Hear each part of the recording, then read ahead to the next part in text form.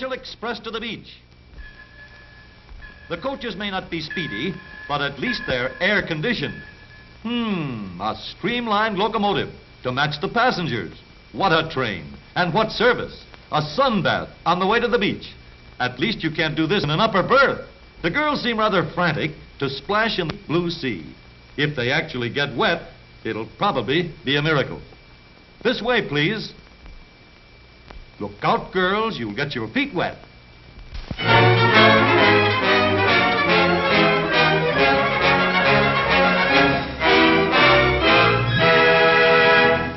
In the motor capital of the world, they're trying something new in a campaign to make careless drivers and absent-minded pedestrians stop, look, and listen. This roving voice of the police is a watchdog of traffic, giving orders at just the right time to make both drivers and jaywalkers safety conscious, like this.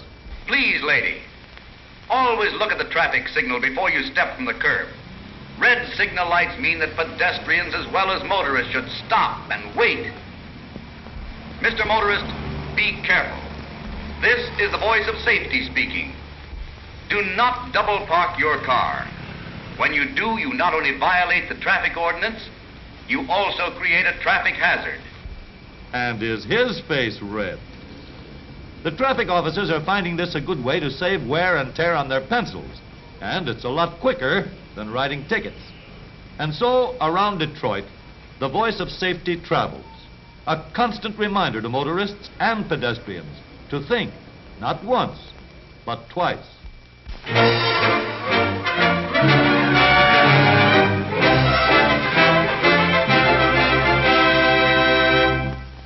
The 1936 National Championship Model Airplane Meet gets underway with all the thrills of real flying. 300 model airplane builders from all parts of the United States, Canada, France, and England, with models of just about every type of plane built anywhere in the world. A real gasoline engine, only one cylinder, however, but it has a real spark plug, and it sparks just like the big ones. It has to, for a perfect takeoff like this.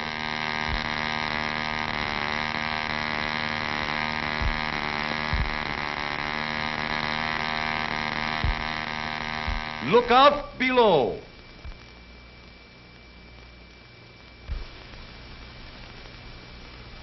Not all the glory goes to the boys. This member of the fair sex built the entire plane herself. Here's the most exciting of all events, the endurance flight with the hardest of all takeoffs, rising from the ground.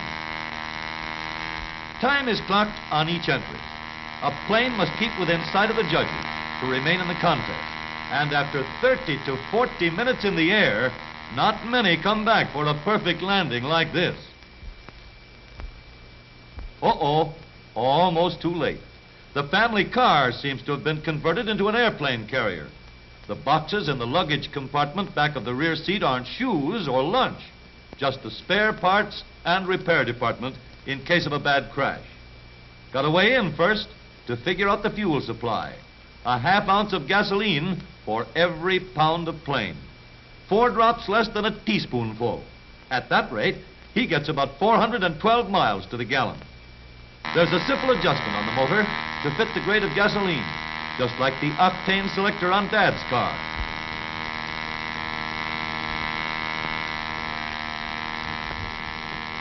And now, after all this excitement, it looks like our little entry got off the course.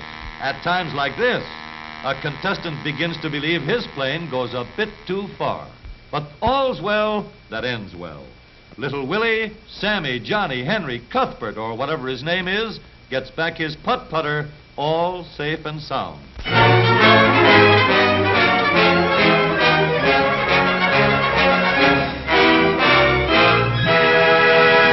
It's really very simple if you have all the equipment and know how to work it.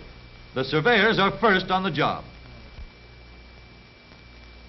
The drill truck hoists the drill over the surveyor's mark. Water from the tender softens the hard ground, and down goes the drill, about 20 feet. Meanwhile, the crew on the shooting truck gets out the dynamite and the firing box. The recording truck arrives and hooks up the detectors. 4 detectors are placed just below the surface and all hooked up to a camera. After inspecting all connections, the observer climbs in and sets the camera. 4 pounds of dynamite in this charge. The shooting crew is all set to go. But let's see what happens underground. The problem is to locate the hump in the rock strata. The oil bed is usually closer to the surface at that point. The sound waves go down to the solid rock, hit the hump, and bounce back up. The photograph of the echoes is developed on the spot. From the little humps in these lines, the engineers can figure the exact location of that big hump underground. And with the record down on paper, there's nothing more to be done. So off in a cloud of dust rolls the caravan. There's another job waiting for them several hundred miles away.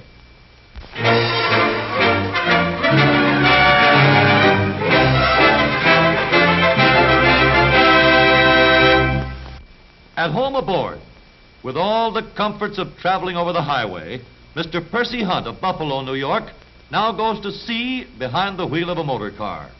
During the week, Mr. Hunt sells automobiles, and like the postman who goes for a walk on Sunday, Mr. Hunt gets out his floating motor car on weekends and takes another gliding ride over the waters of Lake Erie.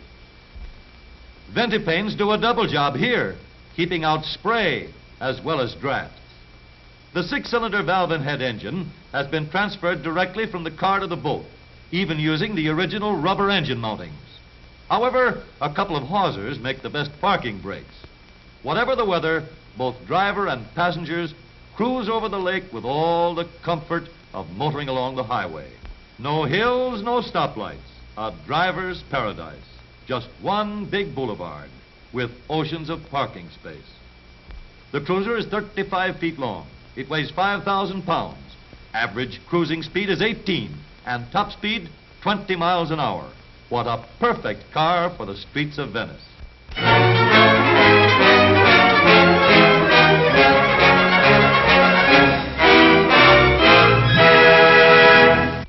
Mickey is also very fond of dominoes. There's nothing better than a good game of dominoes. Mickey likes all the boys at Fire Station number 10 in Minneapolis, but most of all, he likes best the domino players. So the boys play dominoes, and Mickey displays great interest. Oh, yes. There's one thing Mickey likes better than dominoes, and that's fires. Oh, boy, does he like fires. Gangway for Mickey the Polecat.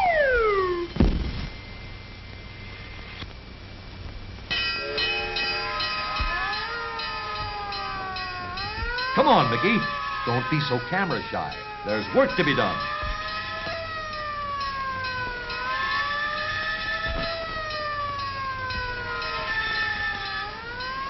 There's nothing faster than riding with the chief.